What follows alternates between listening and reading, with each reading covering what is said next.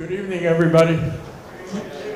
My name's Cliff Weiner. I am president of the POA. Thank you all for coming. Hopefully it's going to be an interesting presentation. I've seen it before. I know it is. First on our agenda is we're going to stand for the pledge to the flag, and then we're going to remain standing for a moment of silence for our men and women, first responders, and our military that keep us safe.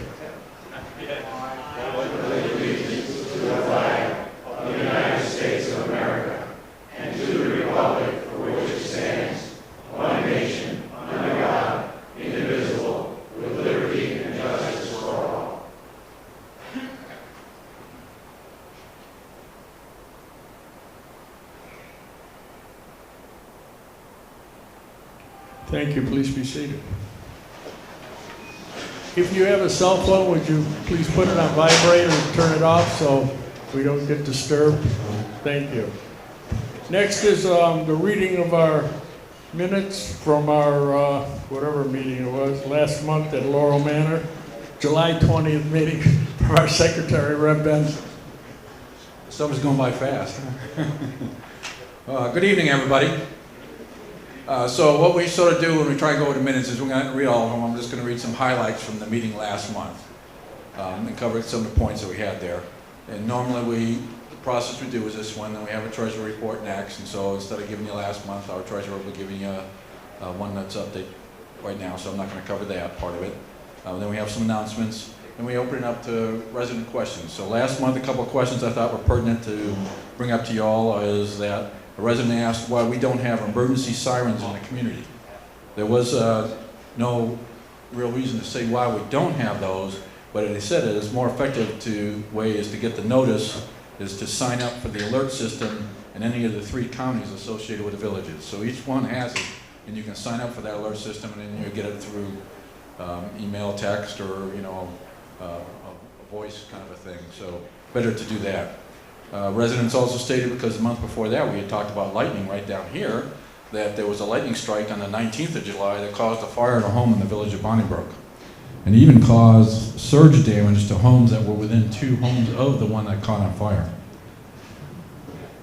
Our speaker was Bradley Arnold, the Sumter County Administrator, and we did have some, like we usually do, in attendance here, some of the commissioners from Sumter County, and then Mr. Craig Estep sort of was the one that sort of said, I'll take any questions that might come up that are related to what he would have to cover. They basically went over the county budget related to activity for fiscal year 2021 and 2022. Some of what Bradley Arnold brought up was, with the Commissioner's approval at the July meeting, the county is transitioning from a tentative budget to a final budget millage rate that will be voted on at the September meeting.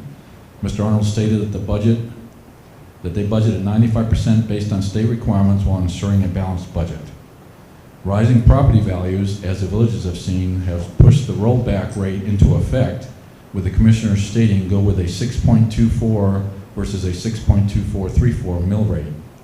Mr. Arnold mentioned about $4 million in revenue from new construction due to the demand. They then talked about some of the handouts that he had and some of the areas that were covered with the handouts. So some of the comments that he made were like the ambulance service, waiting on the Commissioner's final input in October after the ad hoc committee outbrief on a way forward. In the interim, they have moved the dispatch personnel to county employee status. Public safety, they got $12 million added to change out the radios. Hazardous waste events, they're going to double the number to 4. 3 will be at the Lake, I'm sorry, I'm not going to say it very well, Okahumpka or whatnot. And 1 will be at the Sumter County Fairgrounds. I guess the Northerners are starting to get some of the words down here south pretty good, huh? They said they use road impact fees and fuel taxes, approximately $26 million, to help offset planned road improvements. And then some questions that I thought were pertinent that I want to bring up here. Why can't the budget be rolled back 25% all at once, based on obviously the 25% we saw increase a couple years ago? Mr. Estep stated that there are many obligations to fulfill and service levels to maintain. He and other commissioners will continue to incrementally look at ways to reduce the budget needs. There was another question asked, why not impose a moratorium on the village development given the planned cost of road improvements? Answer, Mr. Arnold stated that It can only impose a moratorium if it involves public safety issue, and in fact, the village's regional road improvements are balanced in the budget. Another question, why not raise the road impact fees by 12.5% under the new state law? That, as this all panned out through the, as you've seen in the paper and whatnot, through the course of the beginning part of this year, then there was a new legislation, a new law that went into effect, said, you know, you can only cap it at a certain amount. Mr. Uptup said that he did not pursue the increase because it would require 4 votes, and he did not think that there would be 4 votes to support that increase within the commissioner setup. Will the fuel tax go down given the future increase in electrical vehicles? Mr. Arnold said that the fuel tax has been flat to little growth since recently, and hence not taking an aggressive approach to the amount of revenue derived from this tax source. There's a question on cul-de-sac repaving deteriorating quicker than main road paving. What can be done? Mr. Arnold wasn't sure if the cul-de-sac in question had the new or old method of resurfacing. That said, he mentioned that it is more challenging to accomplish cul-de-sacs, so always looking for new processes, and they then talk to those homeowners afterwards. Why weren't members from Fire and Rescue put on the ad hoc committee looking at ambulance services? Answer, Mr. Estup said each commissioner appointed folks from their district, and in fact that included several individuals with many years of fire and rescue experience. And the final question was, why is repaving on Morris and Buena Vista Boulevards happening during the day versus at night when there's less traffic? Mr. Arnold pointed out that the current work in question requires daylight hours since it involves road rehabilitation, not just repaving. And even night repaving, they got complaints about the noise as folks were trying to sleep. And that's the major points from the meeting last month. Thanks, Rep. Can I get a motion to approve the minutes? Second? All in favor? Aye. All opposed? Thank you. Next is our treasurer's report from our treasurer, Donna Kempa. Hi, everybody. These are my lines. In between the two? Okay, so for the month of July, we had revenues of $6,464.41, and we had expenses of $13,398.38. So, if you do the math, that gives us an operating deficit of $69,33.97. Now, I do have to tell you for August, we still are in the black, which is pretty good, by $5,200 so far. And most of our memberships, just historically, they tend to renew in the fall, so we're not totally concerned yet. And our operating fund balance is $136,399.30. Thank you. Thanks, Donna. At the back table, we have our friends from Seniors versus Crime, Florida Native Plant Society, Realty Execs, and Shine.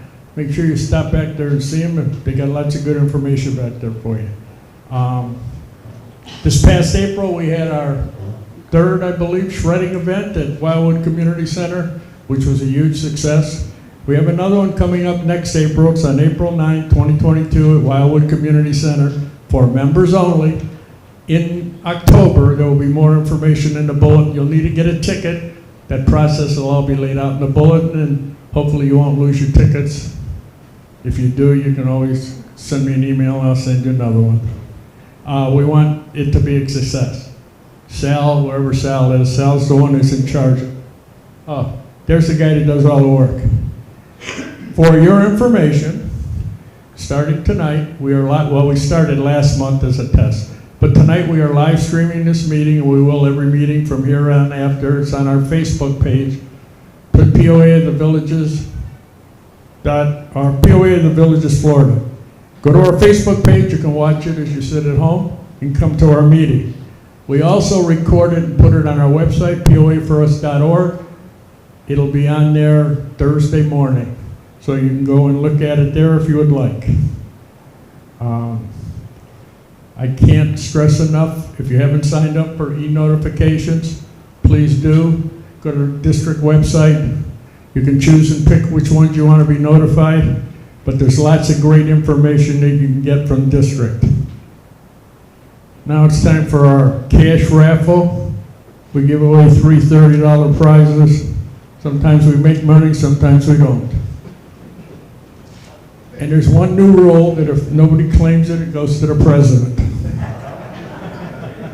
In 6 years, I've never got one. Okay, first number, last four numbers, 9417.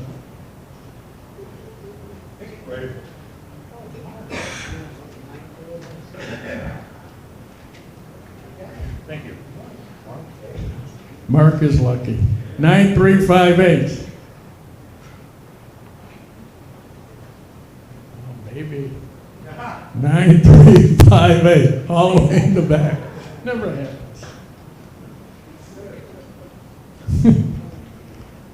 8803. Jerry, right up here. Gentleman in the blue shirt. Thank you all.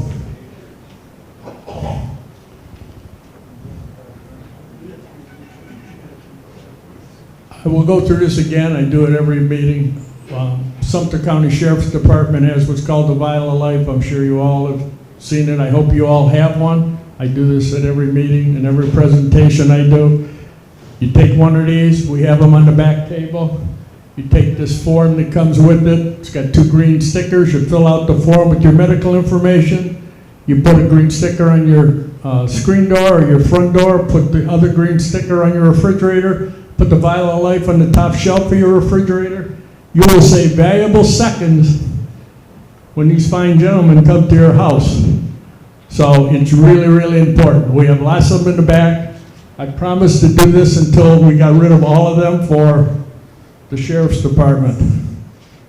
Probably be doing it for a long time. He's got lots of them. Next is our open forum part of the meeting where we'll try to answer any question. Tonight I have a lot of help because the district manager's here, so I'm sure he can help me answer some of these questions. You didn't think you're going to get away easy, Richard. Anybody got a question, raise your hand. Anything except the ambulance issue, fire department issue, because we're going to be covering that at the end of this meeting. Oh, wow.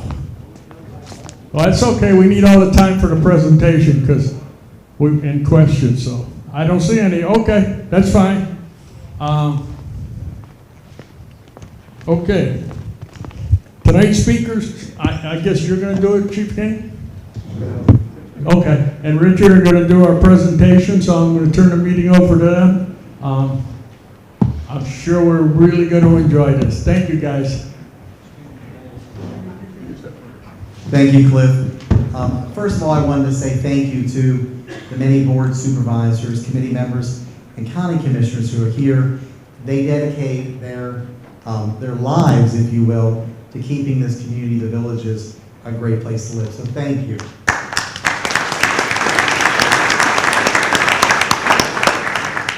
So tonight, Chief Cain and I are going to talk a little bit about the fire department, the village's public safety department. This is probably one of the most important issues that we face in the villages because as you chose to move here, I'm assuming that you chose, looking at the average age, and I get older every day myself, you can see by the graying over my temple here, and you actually chose to live here for the recreation, you chose to live here for the flora and fauna, you chose to live here, I'm sure, for medical services. And I think it's very important for us to, as we make this presentation, to point out a couple things. The first is we have 2 very different needs within the county. Within the villages, we have a population that is not quite, but almost 2 times the age of the population outside demographically of the villages. So that's important to keep in mind as we think of medical services particularly. The second thing that's very important is we offer a number of different services that are more urban and urban-like. And Chief Cain will go through those. Those services are more associated with an urban lifestyle. Having worked in Clearwater, Florida, just a little bit west of here, Alexandria, Virginia, those services are typically associated with preventative issues and making sure that we as a community are keeping our frail and most vulnerable people really safe and safeguarding them. And the third thing I want to say is that as you take away sort of the information from tonight's presentation, I want you to realize the importance of your engagement.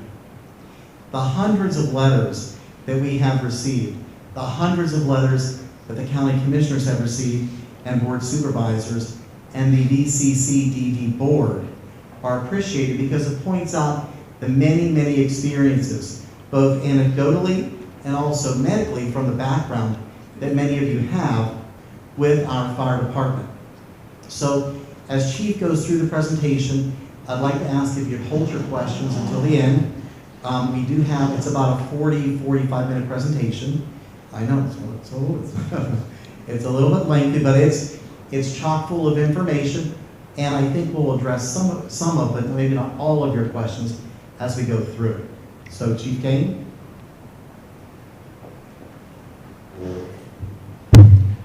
Good evening, everyone. As Richard said, my name is Edmund Cain. I'm the Fire Chief with the Villages Department of Public Safety.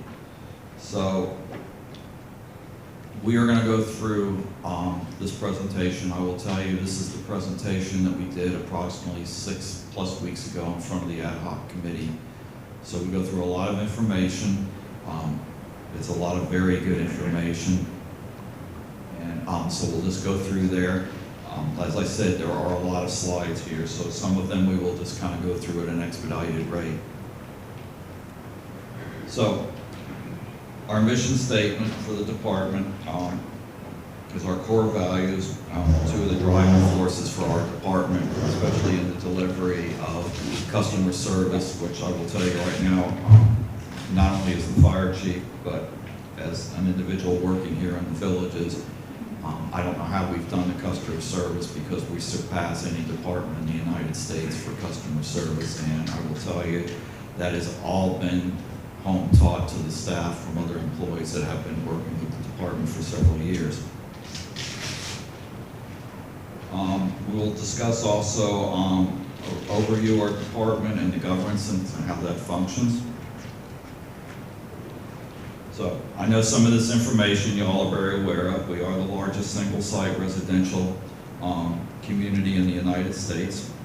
We cover approximately 75 square miles of the villages. This includes Lake County, Sumter County, parts of Marion County. In addition, the city of Wildwood, the city of Fruitland Park, soon to be Leesburg, and also Lady Lake. The villages is obviously composed of 17 community development districts throughout the district.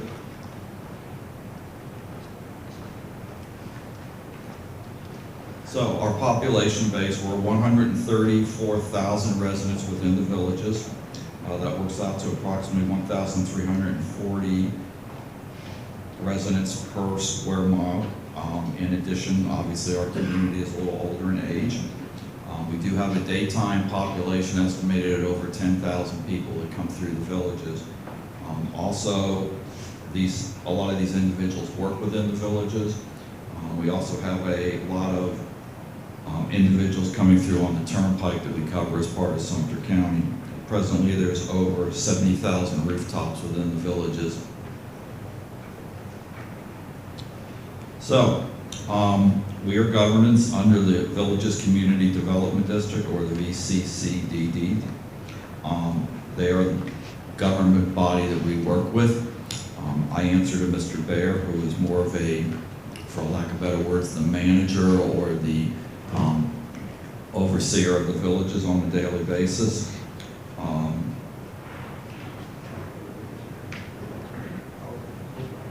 So, department overview. The following slides that we're going to go through this evening are going to show the overview of our department, how we function, how we provide the services within the villages and outside the villages. In October of 1998, the district decided to enter into the fire service to provide not only fire protection but paramedic services. We covered an area of approximately 3 square miles in the Sumter section. Yes, the historical district was there, and we'll talk about that in a few minutes and show you the history and how we've progressed over the years. The biggest goals were to reduce the response times. I will tell you at that time in Sumter County, there were multiple volunteer departments throughout the county. The closest apparatus on the lake side from Lake County Fire was down in the south end of Lady Lake. I will also tell you at that time, between the service that provided ambulance service within the villages, there were 3 ambulances that covered that basic area, but they were not within a rapid response. So in October of 1999, the villages formed and opened up the first fire station, which was at that time Station 41, which is located at Morris and 466 in the annex. The department went into operations with, like I said, 1 station, 1 fire engine. There were 2 QRVs that roamed the 3-mile area. There was a total of 1 fire chief and 12 firefighters that worked on 3 different shifts. As I stated, we covered a little over 3 square miles. In the first year of operations, we ran just over 1,000 incidences in that first year of operations. So today, where are we? The following chart that you have in front of you shows the 9 fire stations that are presently in the system. We'll show you more of those stations in a few moments so you have a better idea where they're located and what type of apparatus and what the staffing is like in each one of those stations. In addition, we will show you on this chart here, the majority of the stations are within Sumter County. There is actually 2 stations that we rent from Sumter County. The original station and the Coleman station are stations that we are in and actually are owned by Sumter County government. So our current fleet, as of today, we have 5 engines. We have 5 non-transport rescues, or as we call them, quick response vehicles. We have 2 quick attack vehicles that also function as quick response vehicles, 3 ladder companies, and 1 heavy rescue. I will tell you that all these apparatus within the villages that function every day, which are approximately 16 units, are all licensed under the state of Florida to provide advanced life support, or better, easy term, they are there to provide paramedic services and to stop the clock. And we also have 2 supervisors. We have 1 in the north end of the villages and we have 1 in the south end. So, we'll go through the stations. I will give you the head count for each station as we go through it. So for example,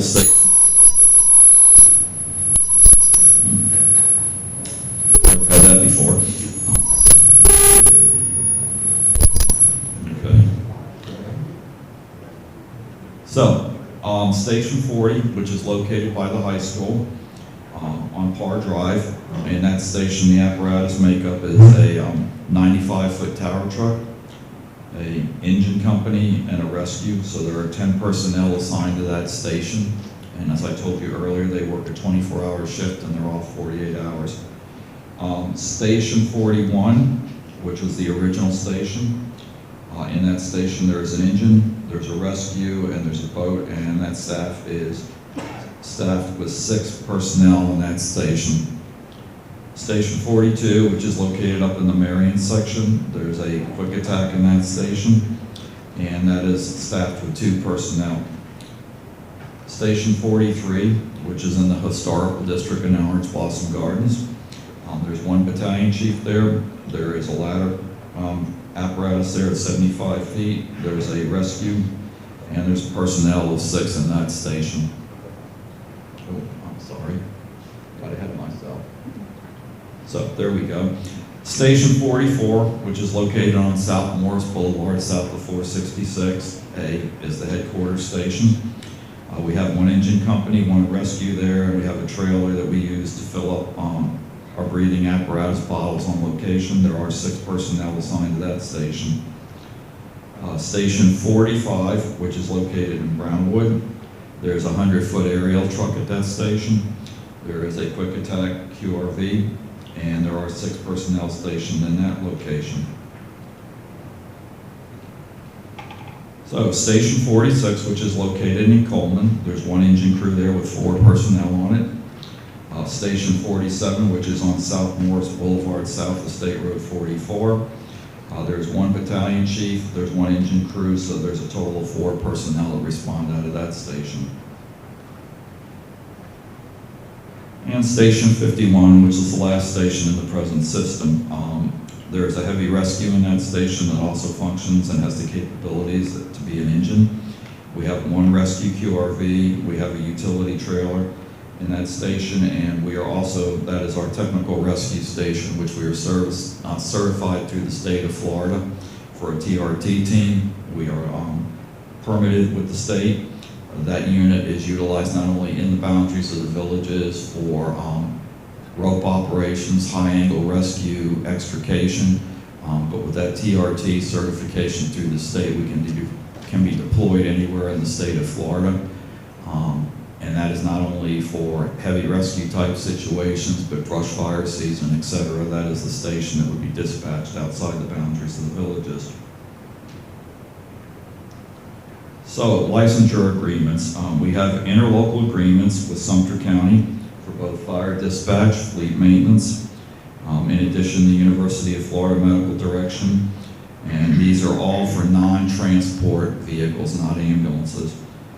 We have the same agreement in Lake County and also in Marion County. In addition, each one of these counties that we respond in, we're licensed with a certificate of need through the state of Florida to provide paramedic services or a COPCN. We need that to be able to apply for the license. Those permits that are issued to us are controlled by the county, so that is the first step to becoming licensed within a county. And as I stated earlier, we answer to the state of Florida EMS Bureau. That's where our licensure comes from. That is also what requires us, what we need to carry on each apparatus to provide paramedic services. So, response areas. We are over 90 square miles right now. If you notice the areas in purple, those are the areas that we are contracted with Sumter County to provide fire and EMS services. So you can see that there's a large area to the north and to the south of the villages. As we stated earlier, we also provide first response and fire protection to Fruitland Park, Lake County section of the villages, Wildwood and Marion County, and Leesburg, soon to be Leesburg. But we do actually run closest unit response to Leesburg now. And we will discuss closest unit. We did this several years ago with Sumter County. Before then, there were boundaries drawn throughout not only the villages, but Sumter County of what stations could respond. So I could have a apparatus right down the street from an incident in Sumter County, and they would not be dispatched with that. So we entered into an agreement with Sumter County to provide what we call closest unit response. Basically, the CAD system and dispatch searches out for the incident when they're given that information. They look for the closest apparatus for those type of calls, and they're automatically dispatched. So there is no time wasted. It's automated. It's done in an expedient manner so that we can respond to those incidences. Sumter comes into the villages at times. We go out to Sumter County on incidences. So we fill in where they are unable to respond. So, the following chart shows our growth that we've experienced each year in regards to our service area. You will notice on 2018 it did a slight dip. There was a little rezoning, so we just lost a small area. But as you can see, as the villages increases, so does the fire department in our coverage area. So, current staffing of the department. If you remember when I talked in the first couple slides when the department started 20 years ago, there were 12 personnel. So that basically broke down to 4 people per shift. Today, there are 3 shifts, A, B, and C. There is a total of 150 firefighters within the department, 6 battalion chiefs. So as we go through each group, you'll see that 2 battalion chiefs stationed are responding on calls in those shifts. There's 50 personnel. We do work a 24-hour shift with 48 hours off. Our ratio to medics is approximately 61% paramedics now, 39% EMTs, and we have a moderate amount, probably 9+ employees that are actually in paramedic school right now. So when they complete their paramedic school and their state exam, they will go through a preceptor program and they will be put on an apparatus. I will tell you right now, the 2 busiest stations in the system are the Paradise Station and the PAR Station by the high school. and that rescue at times actually has 2 medics on there. The other apparatus, for example, the lieutenant is a paramedic, and on the Norm, there's usually another paramedic on that engine. So you can see that we have a very high percentage of paramedics for the volumes of calls that we run each day.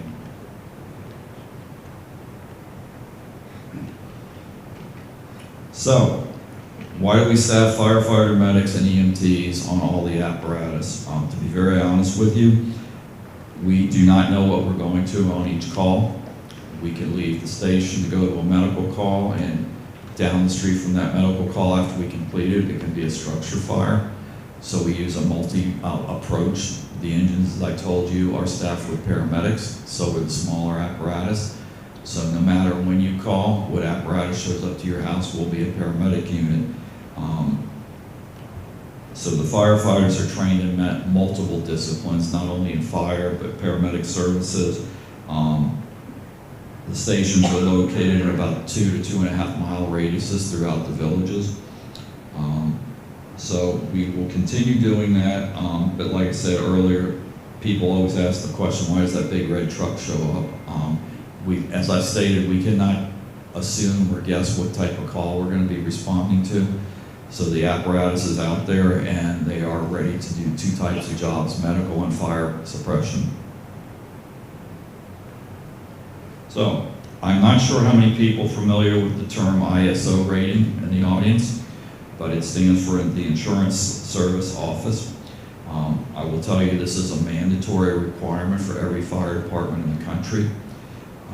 They come out and they review the fire department equipment, staffing, response times, what the water supply is like in the villages versus Sumter County. They look at all these aspects of doing the job.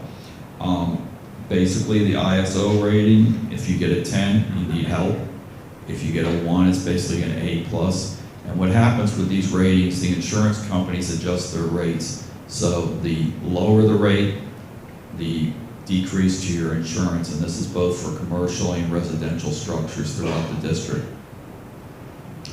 In Florida, we are one of 19 stations in the state of Florida with an ISO rating of 2. In the United States, we're one of about 1,700 departments in the United States that have an ISO rating of 2.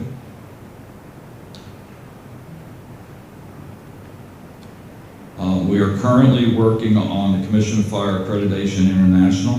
This is a voluntary process. I will tell you there's a very, very large amount of work that has to be done with this.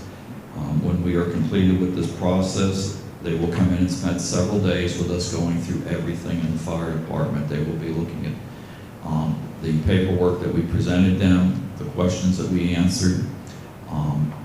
It is not a mold for every state department.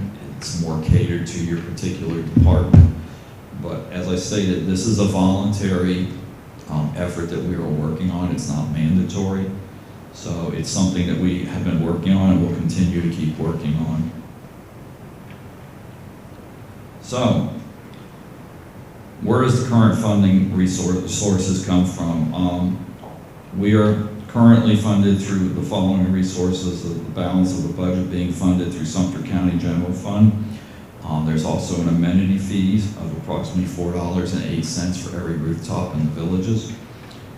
Fire assessments through Sumter County, Lady Lake, Fruitland Park. Sumter and Lady Lake are approximately $124 per rooftop. Fruitland Park has a different matrix. It's about $160 with a CPI that's added each year. Miscellaneous revenue comes from CPR classes, special events, standbys. And the big one that we have that we were very lucky to receive this year, I had come up with a plan several years ago to add 9 firefighters to the department over the next 3 years. We applied for a SAFER grant. I'm not sure if everyone is familiar with that. It's actually a grant through FEMA to increase staffing levels in fire departments. The norm for this grant, after it's given, is there's a percentage base each year that the department has to pay to FEMA to keep the grant. And the grant is good for 3 years. We applied. We received the grant with a surprise. Instead of paying a percentage for the next 3 years, the feds are paying for that particular grant of $6.5 million. 100% they're paying for that grant, so there is not a pay-in. So overnight, we went from trying to add 27 people over a 3-year period to 27 personnel. This is going to help us increase our staffing on the big trucks, the engines, the aerial devices to 4 personnel. It brings us into compliant with NFP 1710, which is the guidelines for fire operations. So for 2021, our current budget funding source, Sumter County is approximately 73% of that funding. The safer grant, as we stated earlier, was about 6.18% of the budget, and our total budget for this year is over $22 million for operating.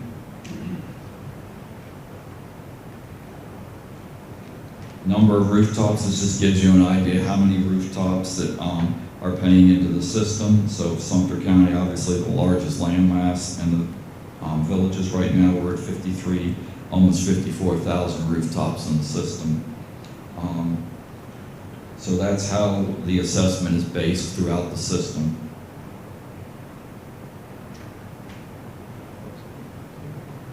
So, current budget, obviously our biggest expense in the budget is personnel costs, so retirement, insurance, benefits, etc., all rolled into this.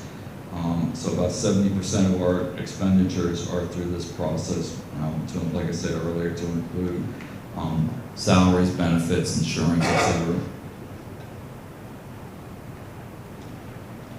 So, this slide here is showing the cost per incident in both the villages and Sumter County. So, 2016 in the villages was $482 for us to respond to an emergency. Sumter County, in 2001, it raised to $685 due to increasing of staff, stations, etc. On the Sumter County side for 2016, it was $977 per incident, and a total of over $1,240 in 2021 for Sumter County to respond to incidences. Also understand that we're more of an urban department because of the amount of homes and commercial properties we cover, which allows us a better response time in the long run. Sumter County is a rural department, so they have a greater distance to cover.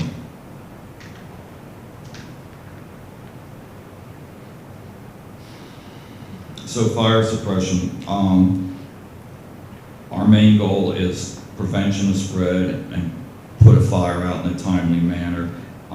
It doesn't matter whether it's a commercial fire, residential fire, vehicle fires, as you can see on the pictures here. The center picture actually is a car carrier that caught on fire several months ago on the turnpike. So how do we measure ourselves? Besides response times, we look at incident dollars lost versus the save. This is done after a structure fire. We check with the property tax office to find out what the value of a structure is. We estimate the amount of damage to the house. So I will tell you for 2021, we had over $16 million. We saved over $15 million of the structures. So between the rapid response, an effective task force on every apparatus, water supply, and tactics, we have saved a large amount of money for the residents throughout the villages.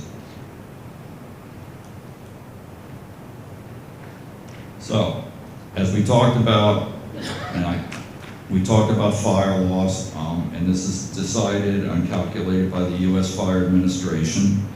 This is a national-wide standard that's utilized throughout the United States.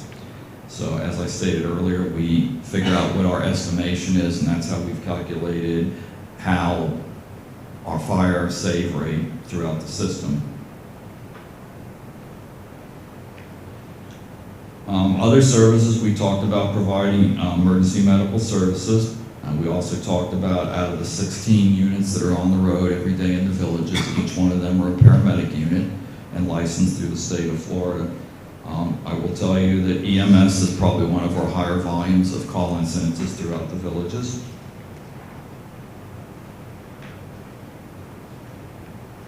We talked about earlier in the tech rescue group. So this group is responsible, as I stated, for heavy technical rescue, car accidents, high angle rescues, machinery type rescues, and animal rescue. We actually have some individuals in the department on this team that are trained and certified in large animal rescues. We also do hazmat, but we're more of an identification and awareness level of hazmat throughout the department. We rely on other surrounding counties for mutual aid for large-scale hazmat incidences. Luckily, we do not have too many hazmat incidents within the villages. So, additional programs that we do that are very unique to our department. Some of you may be familiar with the Neighbors, Helping Neighbors AED program. How many people have AED programs in their area? Okay. Oh, terrific.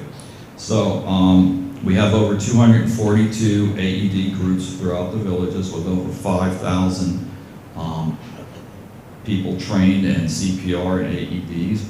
I will tell you the national save rate for cardiac arrest is about 10%, and the villages were 15%, if not better. And we have a very easy matrix of how we determine that.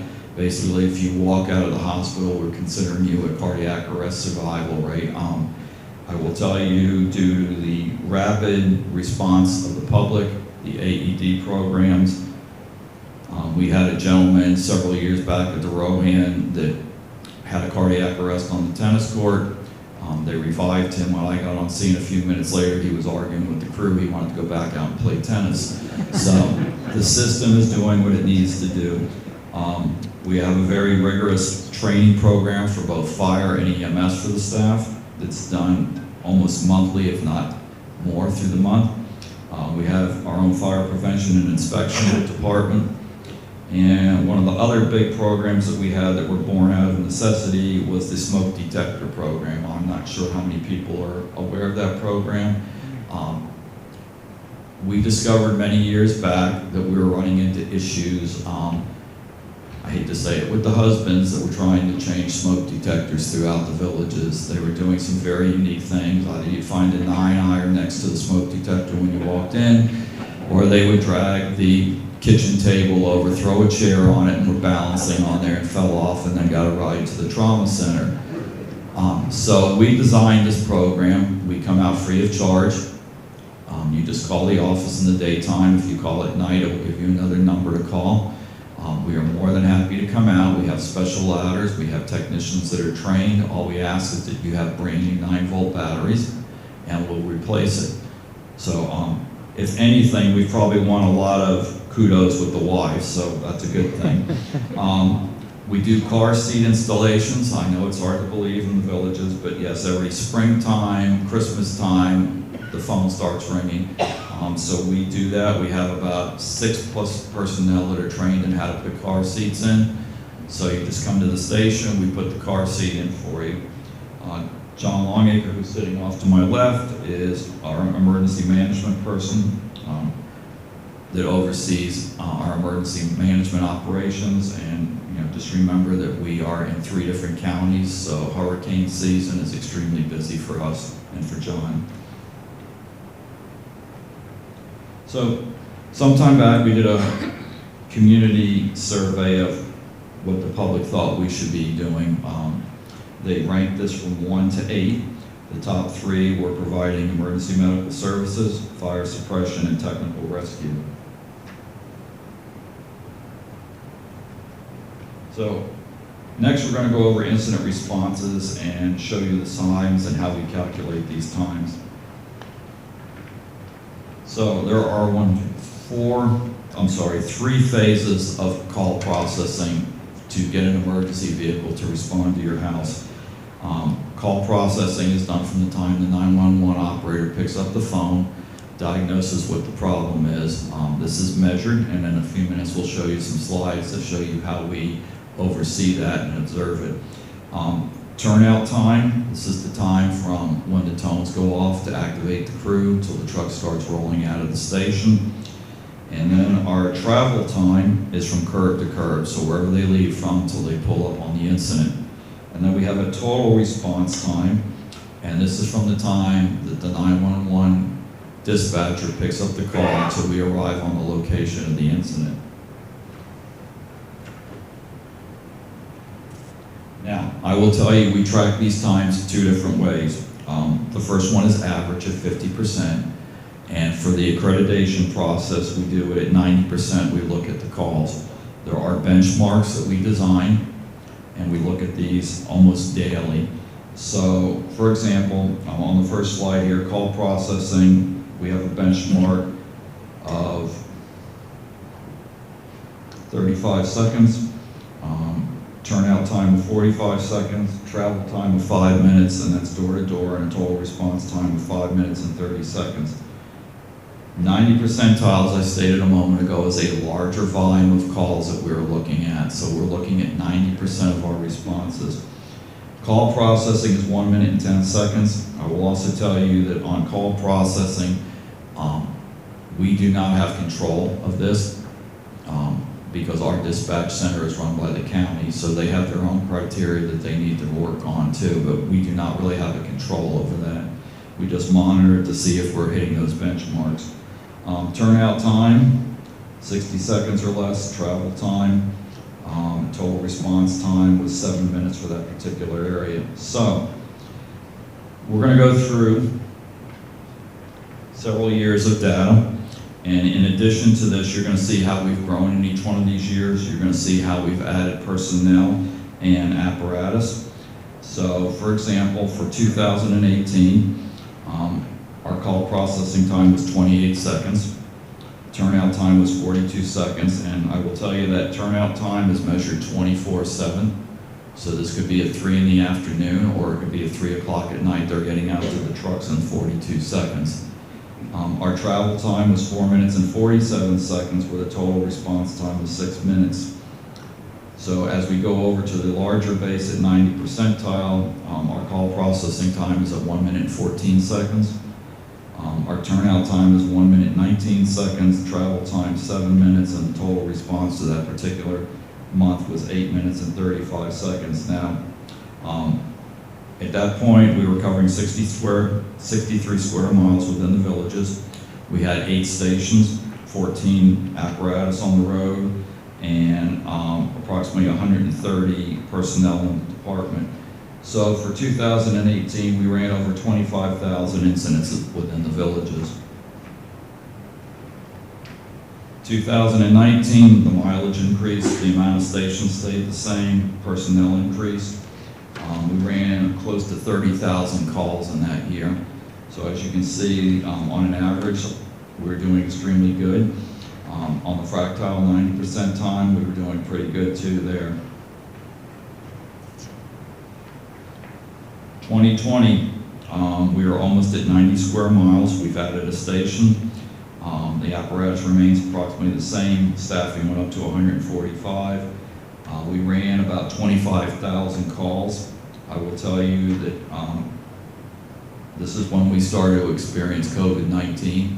So actually our call volume dropped a little, and the call processing times were actually within the range, but they were extended a little longer because of the questions the dispatcher was trying to determine whether the patient was a positive COVID patient to allow our crew some safety when they got on the location of the incident.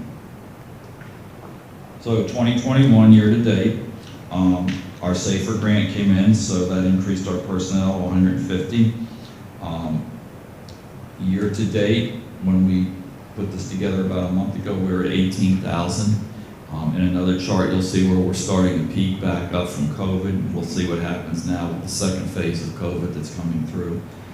Call processing time was approximately 26 minutes on an average. Turnout time was about 35 seconds, and a travel time of 4 minutes and 48 seconds with a total response time of 5 minutes and 53 seconds in the system. On the 90 percentile, we're about 8 minutes and 28 seconds throughout the system. So, this next chart shows our volume of calls. The blue is actually the EMS-related medical calls, and that was in 2018 on the first chart. So as we go through these, you'll start to see how we've increased on our services. And the purple is actually the service calls, so like the smoke detectors, those kind of things, getting cats out of storm drains, just it's a wide gamut of things that we do in those areas. 2019, you'll see that our medical calls surged. They came down a little in 2020, and they came down in 2021 year to date. As I stated earlier, this is because of COVID. Our fire calls throughout the district average about 1% of our call volume each month. So that works out to about 10, maybe 15 calls per month in the villages. So incident density on this map here, you will see that the orange areas are our greatest call volume throughout the district.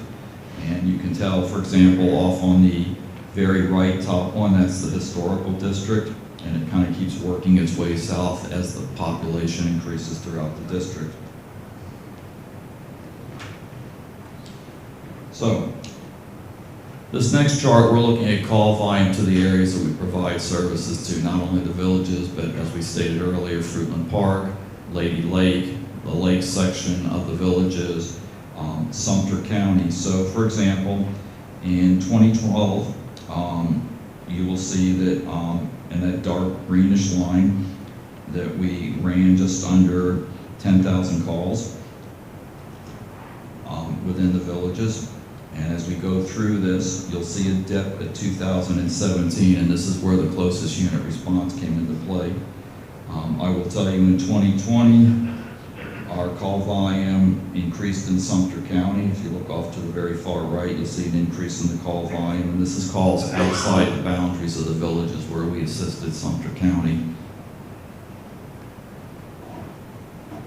So, this is a very interesting chart. We started tracking how long we were waiting on scenes. As you can see, it goes anywhere from about 9 minutes waiting for a transport unit up to 3 hours at times.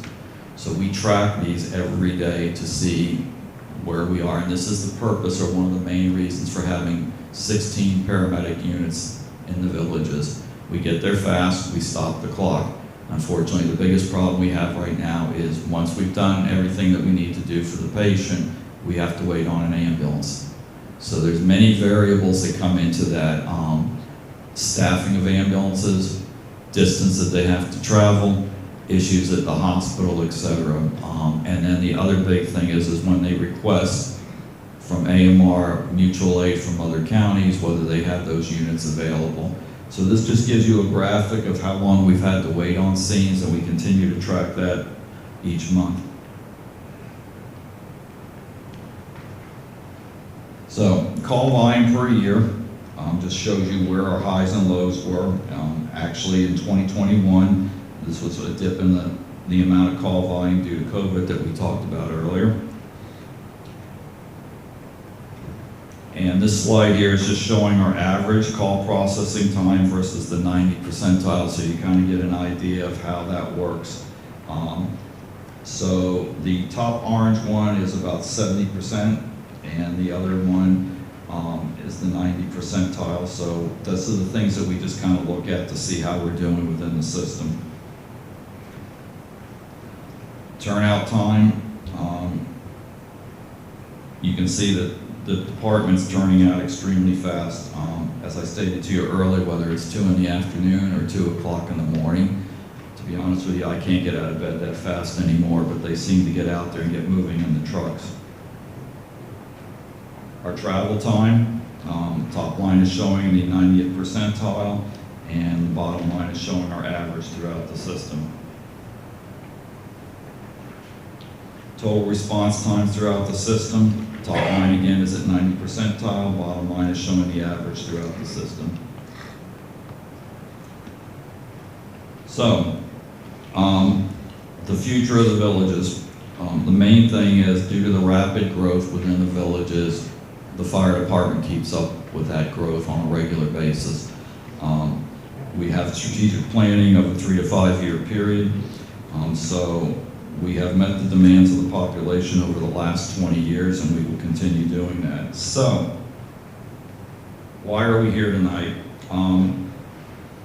Several months ago, there were some issues with the AMR, which is a private ambulance service contracted with the Sumter County government. They are contracted to provide ambulance transport, basic life support, paramedic services throughout all of Sumter County. There have been issues with delays on scenes, as we've looked at, delays of response times. There's just been a whole gamut of issues.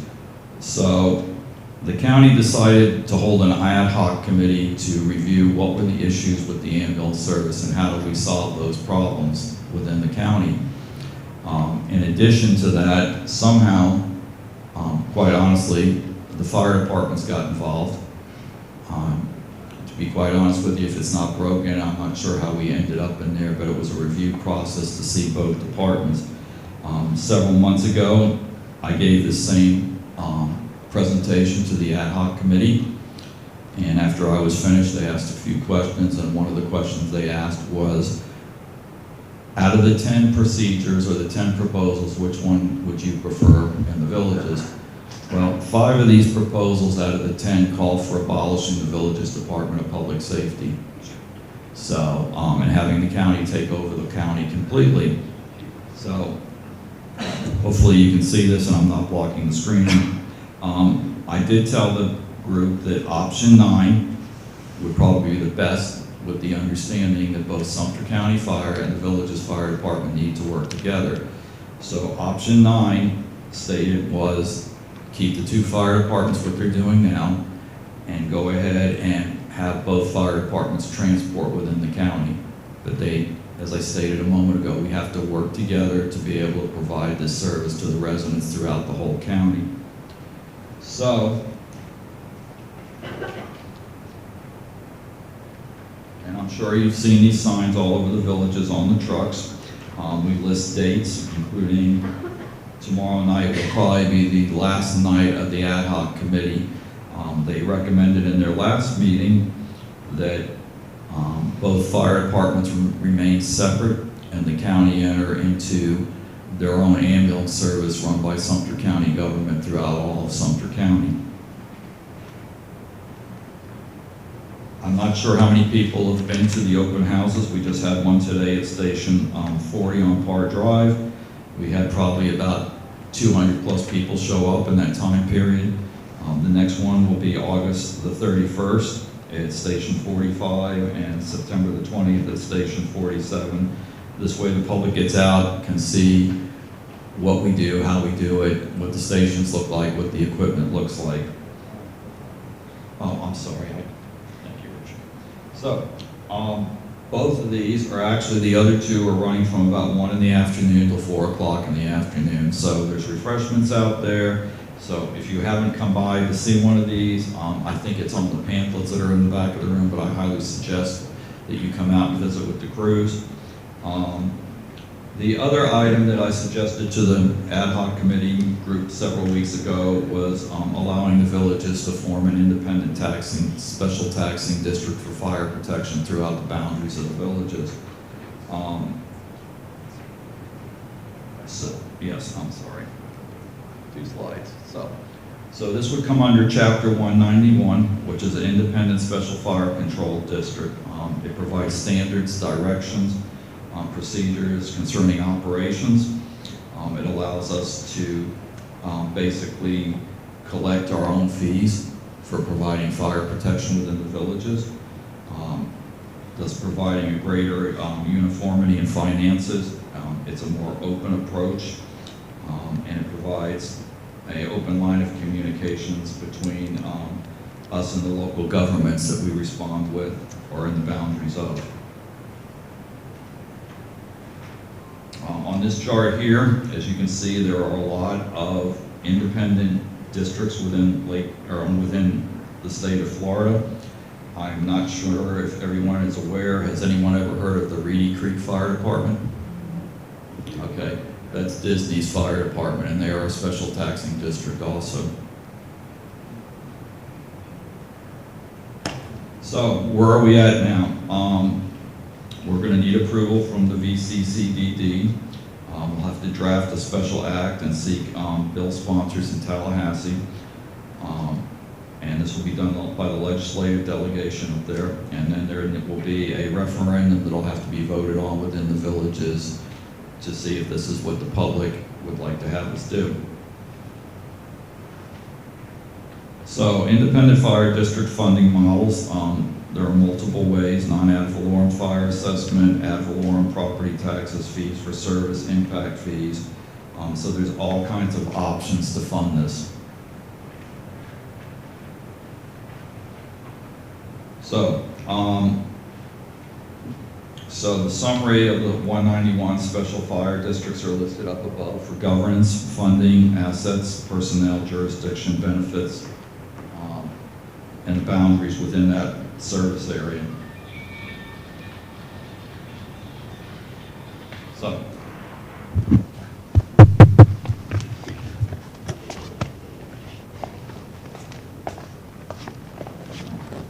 well, we had another slide after that. So, closing remarks. Myself and Mr. Baier, thank you for allowing us to come and speak this evening.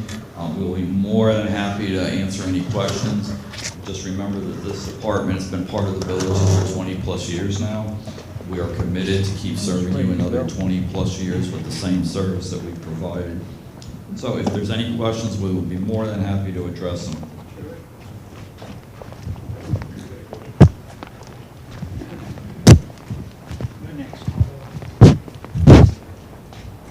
Chief and District Manager, a question for both of you. Obviously, after watching the presentation, it's pretty clear that the village's public safety really has become the gold standard for fire rescue. The numbers that you showed are amazing, absolutely incredible. I've had the privilege of going to special districts meetings and conventions here in Florida, and there are several fire districts that are set up as special districts that are extremely successful and still doesn't measure up to what we have here.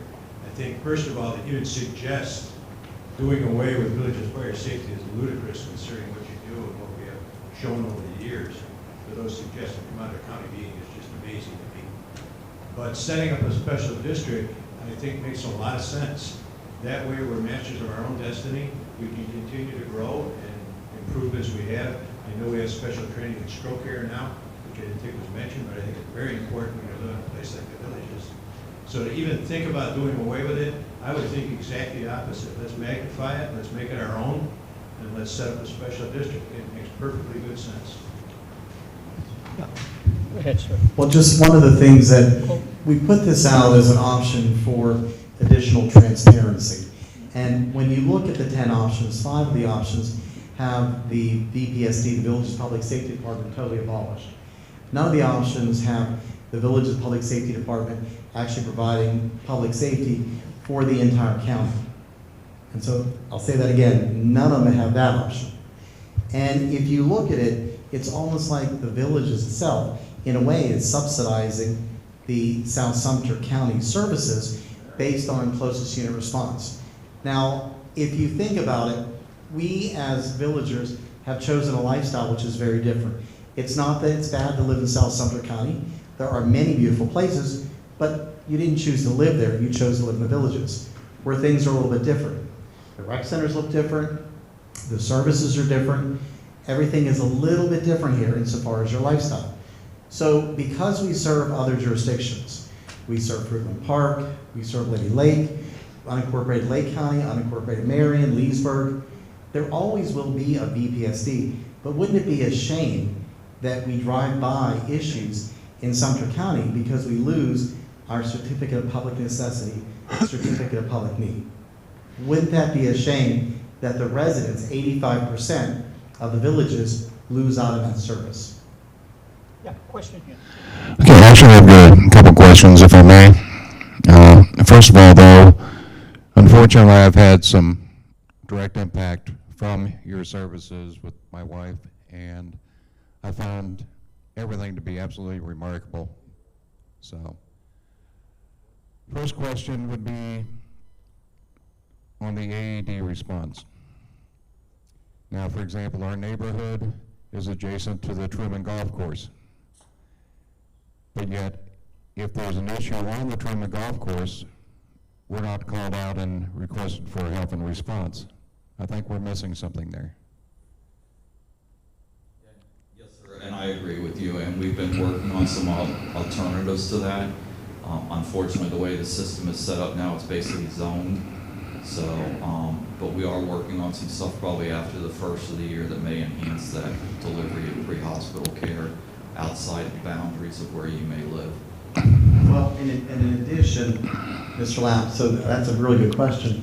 This year's budget, we are including some changes to the AED services, which will make them easier for more communities to actually be able to access them, and easier for the services to be accessed throughout the recreational areas. Right now, every single recreation center and every government building under Florida law has an AED device, but we're looking to make that program more prolific. With almost 300 communities that have been a grassroots effort for AED, we have supported this program now for more than 10 years. And supporting this program has really been one of the hallmarks where we train other communities, other fire departments on this program. Okay, the second question on option 9, where the fire department controls the ambulance service also. Where is the funding going to come from to buy the assets, the ambulances, et cetera? So it would depend on what the structure would be. If it is an independent fire district, independent taxing district, then the funding would be included in all of the assets that are budgeted for. And by line item, those would come from actually the actual taxes of that district. So, for example, like with District 7, that you're on the board, all of your funds, or the vast majority of them, come from maintenance fees to run your district. That's the way the independent fire district would be if that's an option that is moved forward with. Right now, we have about $17.5 million that Sumter County funds. Part of it comes out of this pocket, part of it comes from fire fees, part of it comes out of this pocket. It's very, very difficult. The independent district would make it much more transparent for the average person who is looking at the fire budget. But as it stands now, where would that money come from?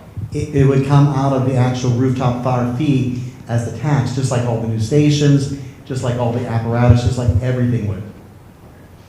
What is being done now is the AMR that provides the contractual service is paid for out of all of those pockets, if you will. And so Sumter County manages that contract. That contract then would end, and Sumter County would have their own emergency medical transport service, and the villages would have their own as well. Okay, sir. Good questions. All right, next. You're next. Yes, perhaps I missed some of the background, and I'm sure I have. But can you tell me, in your opinion, what motivated this potential change as far as you're concerned? What actually motivated this? Why is this an issue today when, from a common consumer of these services in the villages, everything looks like it's working very well? Well, that would have to be a question that would go to Sumter County. The county administration actually put forward the 10 options. We have proposed some additional options. I don't know what precipitated that specifically. That would be a question, I think, for Mr. Arnold. Question here, question. Go ahead, sir. Use your mic. Oh, excuse me. To your mouth. Excuse me. I obtained the 10 options, and in the 10 options, there's also a university health option, and there was not numbered. Excuse me. I'm so sorry. Can you hear me now?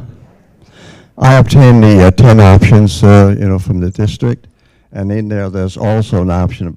It looks like from University of Florida Health. As the gentleman over there asked, how did these come about? I have 10 of them here, and I guess only the district commission can tell us why. And can you tell me why you chose number 9? Well, we can tell you why we chose number 9 but we can tell the efficacy of the other 10 options. Those were put forward. This is a Sumter County ad hoc task force. It was Sumter County generated options, so I can't tell you how they were chosen. When I had an initial discussion with the county administrator, there were 3 options, and so when I looked at the agenda, there were 10. I can't tell you. That would be a question for the county administrator. Good evening, Chief and Mr. Mayor. Thank you for spending time through this. I know you put a lot of time in. My question centers Hathaway, around how you the doing? idea of reimbursements for ambulance calls from Medicare and Medicaid and all that type of stuff. At present, where is that money going? Presently now, those funds are charges, AMR bills for their services. So they would actually collect those fees, and that's how they operate.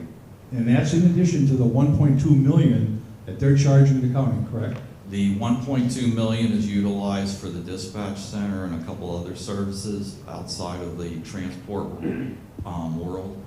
But there's obviously a large percentage of Medicare reimbursement and Medicaid reimbursement plus insurance within the boundaries of the villages. So they bill, they collect those dollars, and it goes to them. Goes back to AMR. Yes, sir. Thank you. Yeah, question here. Close your mouth, sir. Thank you for coming tonight. I've got an easy question for you first. I'm showing my ignorance on the medical field. What's the difference between a medic and an EMT? The first difference is this big star on your sleeve, but Okay, I'll rephrase my question. EMT goes to school for approximately 4 months. They learn how to take vitals, minimum airway control, bandaging. It's a basic skill sets. Paramedic goes to school for 12 months.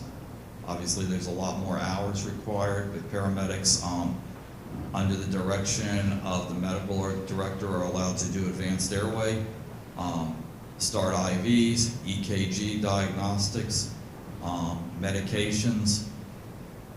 Okay, in my humble opinion, they're both lifesavers. Yes, Thank you. It's 2 different levels of care. The email that I received about this meeting tonight indicates about halfway down here that tomorrow evening, August 7th or August 18th, is going to be the ad hoc committee meeting for final meeting. So if I understand you correctly, because we don't know an answer of why they're doing what they're doing, we have to show up tomorrow night and ask them that question? Am I close? Well, the ad hoc task force you're at the end of their process. So this will likely be their last meeting tomorrow night at the Wildwood Powell Road Recreation Center at 7 o'clock. So you're at the end of their process. They've already taken their votes, as Chief described. It was a 3-2 vote to retain the 2 fire departments, and then there was another separate 3-2 vote insofar as bringing the ambulance, transport, medical services in-house in Sumter County. So that tomorrow night really is sort of their meeting minutes, summary, approval of the report, all of that. It's really their final meeting. Well, I'm surprised because when the gentleman asked the question before about why they're doing this, and we have no idea why they're doing it, I'm surprised no one has asked them that question before. Well, we have asked, but that's a question really that should be explained by Sumter County, because Sumter County actually formed the task force, and Sumter County is staffing the task force. So specifically, we had requested that the fire chiefs both be on the task force. And we were very fortunate that we had a number of commissioners that live within the villages and appointed people who are open-minded, and people who don't live in the villages also, not to imply that they didn't appoint people that are open-minded, but I think people that live in the villages have a view as to what the villagers are thinking.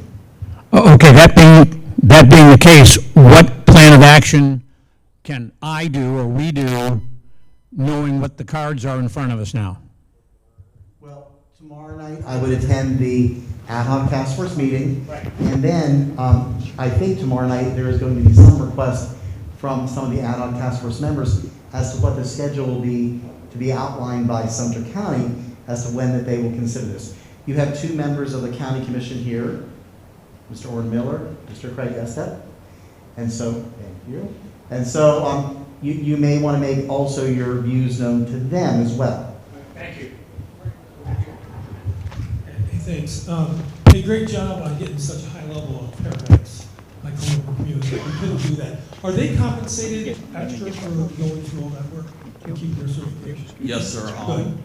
As soon as they finish their schooling, they take their state exam, they're put into what we call a provisional. You're next. And their increase, is I don't need to know the number. no, it's 50% of that. When they finish their provisional, it goes, to the higher amount, so. Trust me, I know it's a lot of work. We went through this in my community. So God bless you for getting that many people willing to do that. It's hard. The transport issue, is it just Sumter County, or do you run that same problem in the other two counties for the wait time? Not to the extent that we're waiting for AMR to show up on the scenes. So, just understand, we also get transport units from Marion County into the villages and from Lake County. And how's Marion and Lake's response? Is it? They're a heck of a lot better than what we've been waiting on the scenes. Gotcha. Okay. I think, the only last thing I'll tell you is we had the same issue in another community. We took it over and Medicare, or the insurance money and Medicare pretty much covered our costs. So I'm hoping, I can see why the county administrator, ethically, he's not gonna say, let's do something outside the county. That's not his job. So he would probably never recommend going to the independent. That professionally would be a tough thing for him to cross.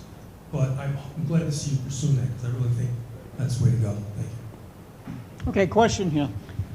Has there been any estimates on how much our amenity fees will be going up under your proposal? So what we need to get is actually where the county is going with this. We have not gone forward and broken down what the cost would be, because it'd be very different if we're just serving Fruitland Park and Leesburg, Town of Lady Lake, unincorporated Lake and Marion counties, compared to the other 85% population that lives within Sumter County. So really the next step that we need before we spend oodles and oodles of hours of time putting together a plan that would preserve that part of BPSD and also looking at the independent district, we need to know where Sumter County is going.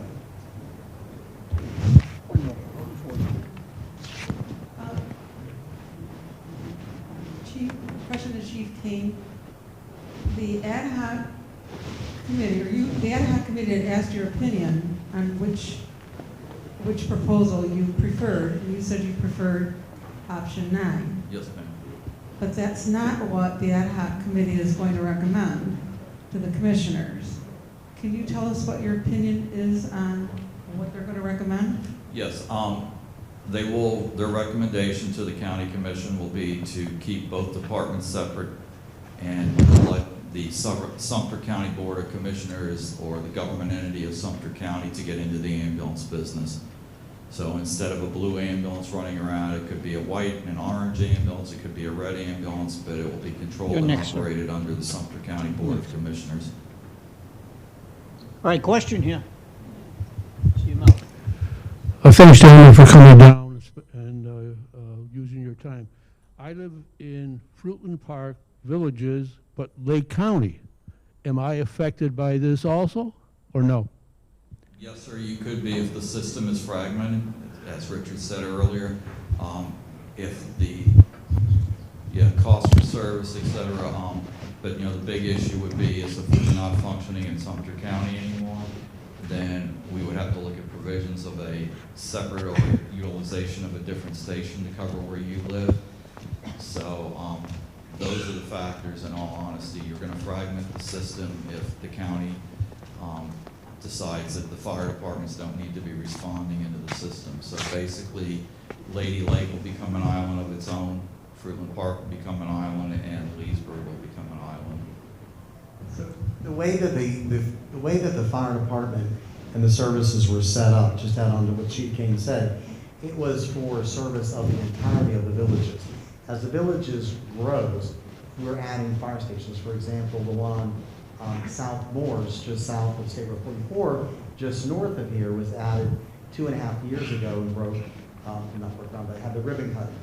There are 2 more stations in the works that are along the 470 corridor, and those 2 stations will service the areas as we move south and east with District 14 in Leesburg. So the system wasn't set up to be little, as Chief said, little islands and pockets here and there, and the stations aren't located like that. We would have to, as the other lady had asked, look at both the funding and also the resources that are necessary. And that's going to be quite a task. But what will be most difficult will be to explain to residents that live in Sumter County, let's say on this side of Moyer Loop, and residents that live on that side of Moyer Loop, up in District 11, and say, well, we're not able to, because we don't have a certificate of public necessity, certificate of public need to respond to your incident. We only respond over here.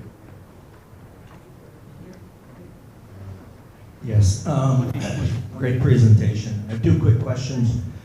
The first zeroes in on transport.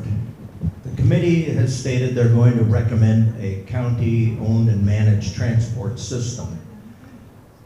Item 9 recommends us having our own, and a separate fire district would be having our own.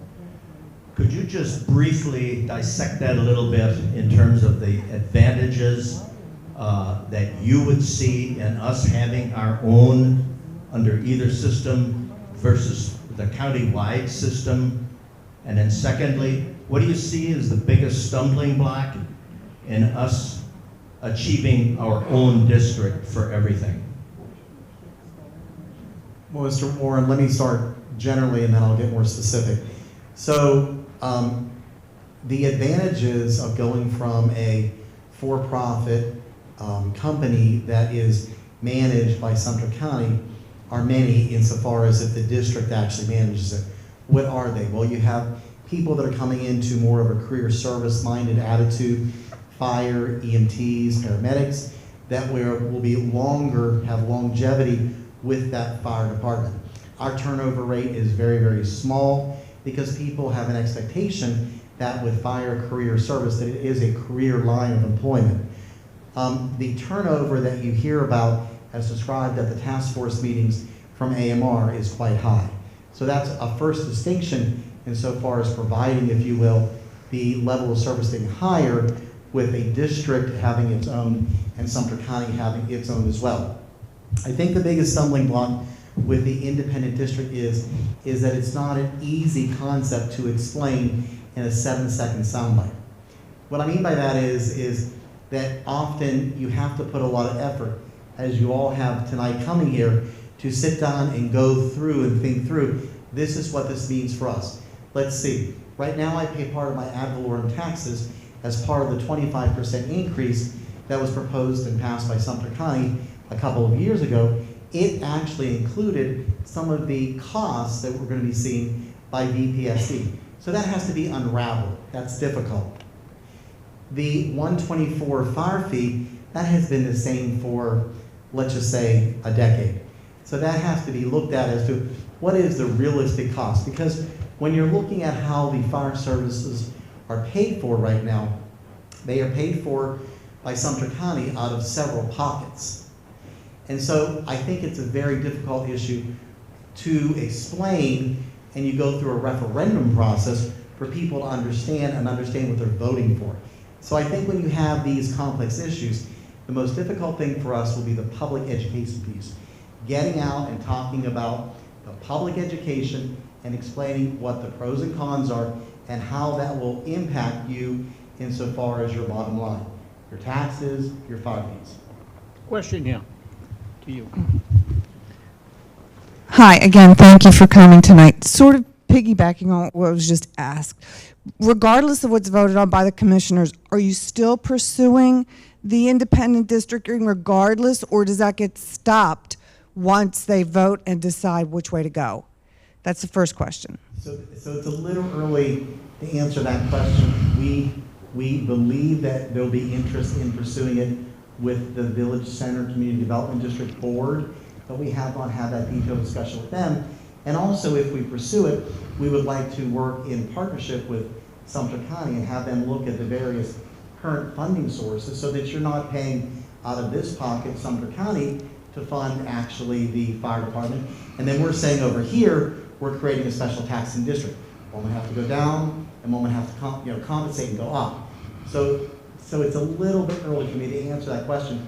It's something that is very interesting because it does put in the villagers' hands, those residents in this room, including myself, the control of your fire service. Okay. And then secondly, if we go to the independent district or with what they're suggesting, the independent fire and rescue, where does the ambulance service come in? If you're an independent district, do we have to buy ambulances for the villages? Is that what would happen? And that's if we go independent district. If we go to the other two options and Sumter County gets its own, are they literally Sumter County owned ambulance service? We could actually have them in-house or contract out like Sumter County. The difference would be in-house is obvious. The other one for contracting out would be that we would be managing that contract. What the task force has heard from AMR has been a plethora of problems that they have had with staffing and response, everything from COVID and labor shortages.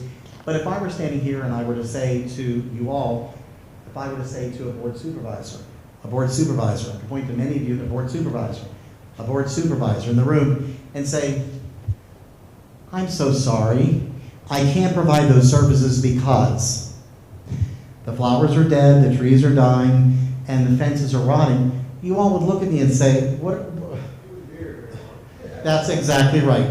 The answer was, I wouldn't be here very long. Enough said. That's exactly right. Good question. Just one clarification. At one point, you said that you supported option 9. So you do not support what the ad hoc committee is going to recommend? Is that true? So the VCCDD board and staff is on record through Chief Cain is supporting option 9. We were restricted to the options that were provided insofar as that meeting, the 10 options. The independent fire district was something that was seen or deemed by the county administration to be outside of any consideration of the task force. But we support option 9 of the options that were put forward by county administration. No, the one that they're going to recommend. That's not option 9, so it's better than abolishing the fire department, but it's not what we support. Okay, question here. Yes, I'd like to reiterate something that Mr. Baird said earlier, and that is that we need to let the county commissioners who are going to make the decision know what our feeling is in support of the fire department. So I would urge everybody here to support the fire department is to email and show up at that meeting when that's going to be discussed.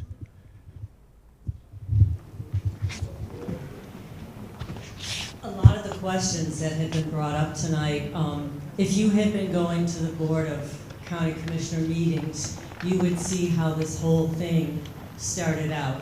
And you have to look back at when people were getting upset and reading what the paper said, that your fee of $124 for fire assessment was going to go up to almost $300, which was not the case. They were looking at a cap. Bradley Arnold brought different suggestions to the county commissioners. A lot of it was private things. They wanted to have a nurse service. They wanted to have all kinds of things that made no sense if you were laying there watching the person you live with die. You didn't want to hear that somebody was going to perhaps tell you, you should call another number and a nurse will tell you what to do. So all of this started with that, and if you had been going to the different meetings, you would have seen how a lot of this evolved. As far as the 10 options, I was hoping that the committee was going to take a little bit of this and a little bit of that and say, okay, this is what we're going to recommend. Now, we won't know until you go tomorrow night and see what is said. One of my concerns is if what we heard tonight can be accomplished, how much will the villages, by that I mean the developer, support this type of thing and put positive things in the paper for the citizens to understand what is going on, because that's not what is happening. And the only option that seems to be out there is the POA putting out something, and how many people read that? I get it online, and I can't tell you how many I pick up in driveways going down our street. And it's unfortunate that so many people are uneducated of what is going on. And something has to be done, and if the villages is not going to support change, then we're screwed, to put it bluntly, guys. So I hope that there's going to be something that the villages will say, yes, we need this because people's lives are at stake.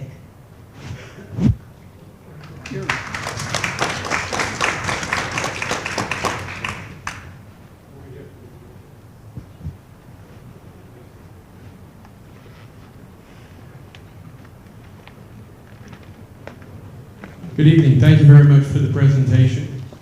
Listen, a couple of questions. Maybe I'm just a KISS sort of guy. Keep it simple. But right now, if I'm correct, I believe Marion County Fire Department provides ambulance services for Marion County. Sumter County, basically, we all know, contracts out with AMR. But Lake County has a fire service that's county-owned, but it's not part, I mean, an ambulance service that's county-owned, but it's not part of the fire service, correct? Yes, sir. Lake EMS is operated by the county. It comes under the Board of County Commissioners. I will also tell you that Lake County Fire actually has probably 2 to 4 transport units within the system. So it's a dual system, and those transport units in the fire department are out in the more rural areas. So it keeps a concentration of the EMS units within the boundaries of the urban areas. So it's a dual system by both departments, but both departments are operated under the Lake County Board of Commissioners. Okay, now, does any of the proposals prohibit your department from responding to medical calls? On the transport side? No, I'm not talking transport. I'm talking about response. Right now, we have AED units, we have paramedics, we have medics. When someone calls 911, I get a big red truck outside of my house. Yes, the sir. problem was waiting for the big blue truck. Yes, with a little blue truck. The system initially, when the 10 proposals came out, I will tell you one of the proposals was to have the fire department only respond to car accidents, cardiac arrest, and structure fires. So we've come a long way in those 10 options.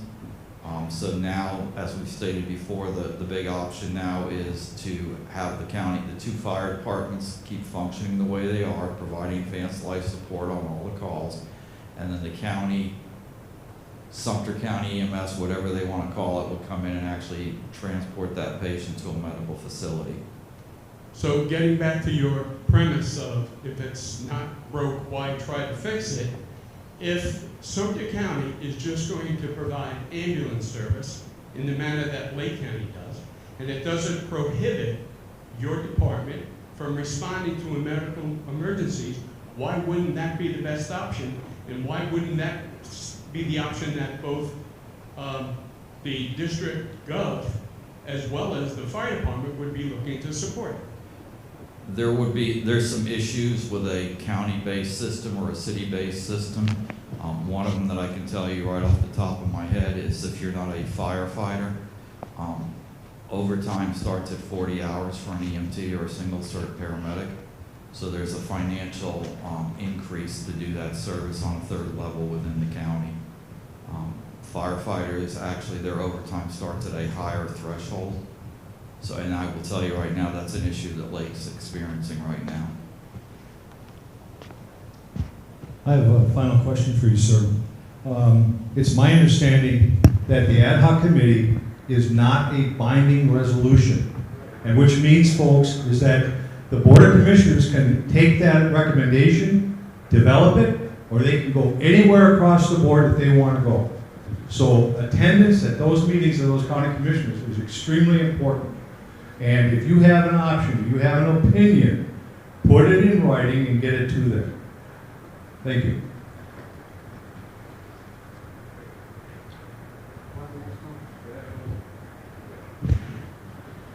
I'm going to hit on what's called a forbidden question, because I've heard this before.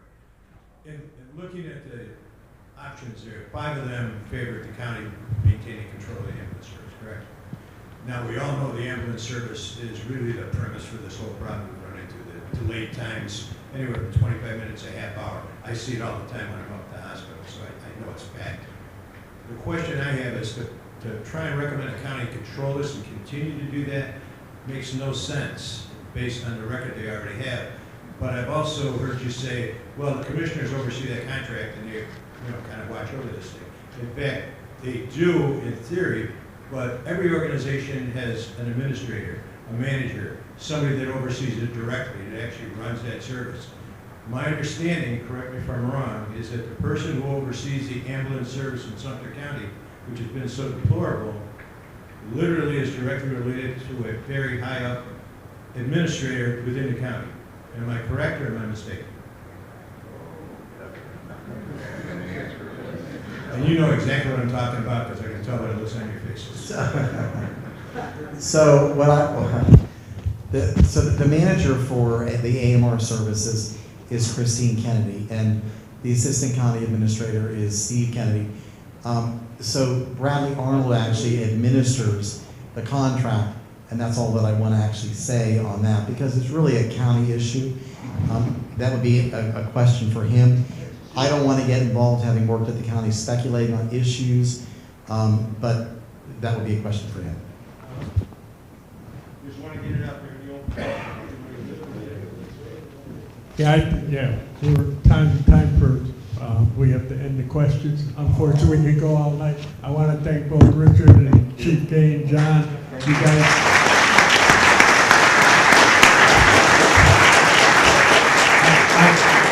I gotta tell you, next month's meeting's at Laurel Manor, so, but please support our public safety department, attend these meetings, let your feelings be known, okay?